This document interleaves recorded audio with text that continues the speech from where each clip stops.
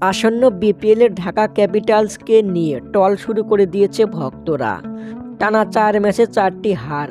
দলে সেরা batter bowler থাকা সত্ত্বেও বারবার অসহায় হয়ে পড়েছে ঢাকা।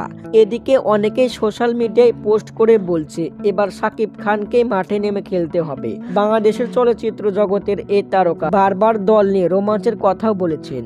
আরও বলেছেন এবার বিপিএলের শিরোপা জিতবেই ঢাকা, অথচ মাঠে তার বিপরীত। বিপিএলে টানা 4টি হারে ক্রিকেট বিশ্লেষকরা দেখছে এবার বিপিএলে সবার আগে বিদায় হবে ঢাকা ক্যাপিটালস। কাগজে কলমে টিকে রয়েছে ঢাকা, দ্বিতীয় রাউন্ড খেলার সুযোগ রয়েছে ঢাকার।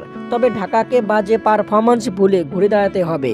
সমীকরণটা বেশ কঠিন বললেই চলে। ঢাকা ক্যাপিটালসের আর বাকি রয়েছে 8টি ম্যাচ। বিপিএলের দ্বিতীয় রাউন্ডে উঠতে ঢাকাকে 8 ম্যাচের মধ্যে জিততে হবে 6টি ম্যাচ। 6 ম্যাচ জিতলে 12 পয়েন্ট নিয়ে অনায়াসে বিপিএলের দ্বিতীয় পর্বে খেলতে পারবে ঢাকা ক্যাপিটালস।